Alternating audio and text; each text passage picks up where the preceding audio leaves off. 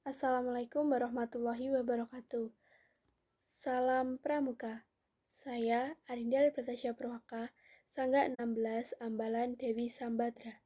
Di sini saya akan menyampaikan PPT saya yang bertema penghijauan dan pemilahan sampah. Apa sih penghijauan itu? Penghijauan merupakan suatu upaya untuk mengembalikan dan meningkatkan efektivitas lahan agar dapat berfungsi dengan baik dan secara optimal. Penghijauan juga dapat diartikan sebagai kegiatan penanaman pohon pada lahan yang kosong di luar kawasan hutan. Tujuan penghijauan: 1. Menciptakan ekosistem baru. 2. Mencegah terjadinya banjir. 3. Mencegah terjadinya erosi. 4. Menjaga kualitas air tanah.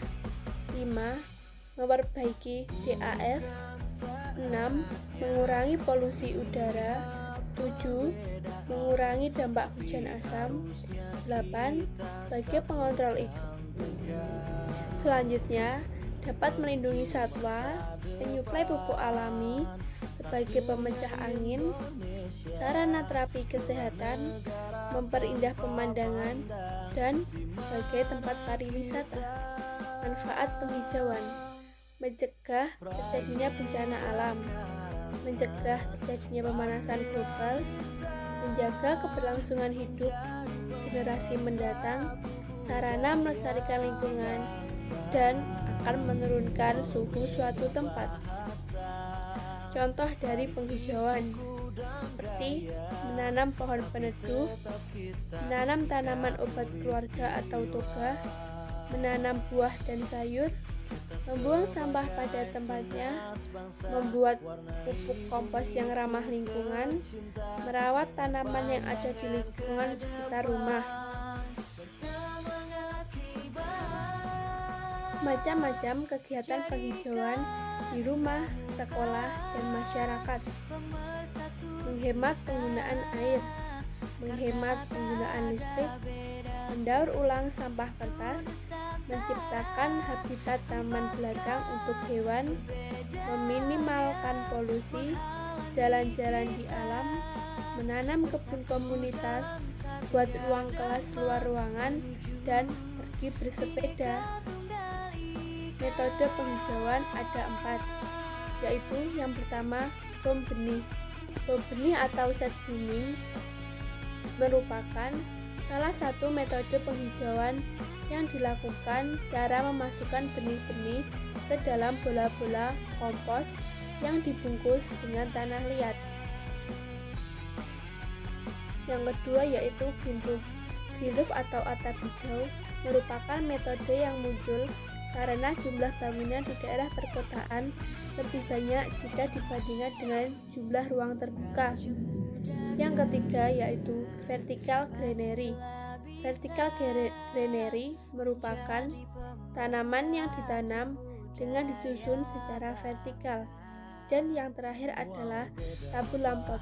Tabu lampot atau tanaman buah dalam pot merupakan upaya penanaman buah yang dilakukan pada pot-pot. Ini biasanya dilakukan karena keterbatasan luas lahan. Materi yang kedua yaitu sampah.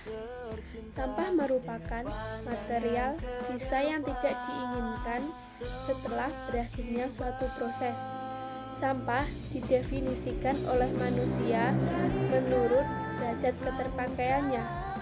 Dalam proses-proses alam, sebenarnya tidak ada konsep sampah.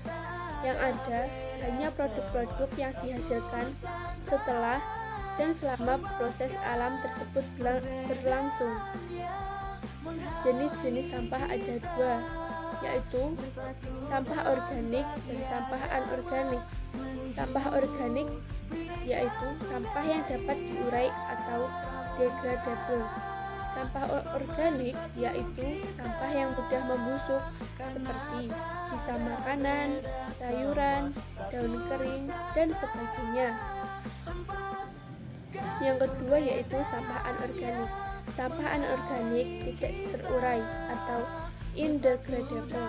Sampah anorganik yaitu sampah yang tidak mudah membusuk, seperti plastik wadah pembungkus makanan, kertas, plastik mainan, botol dan gelas, minuman, kaleng, kayu, dan sebagainya.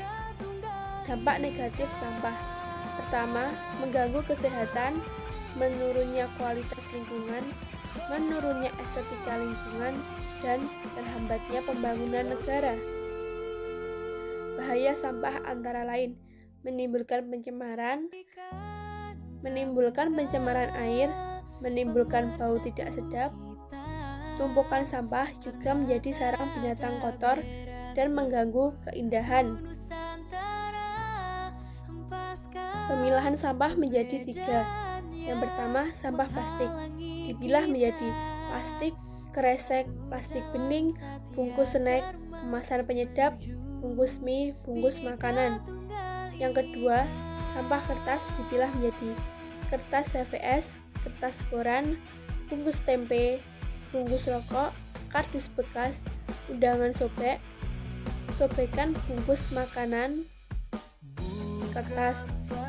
Yang ketiga yaitu sampah logam dan kaca, terdiri dari besi, tembaga, kabel, kaca, botol plastik, botol kaca, dan pecahan gelas atau piring seng.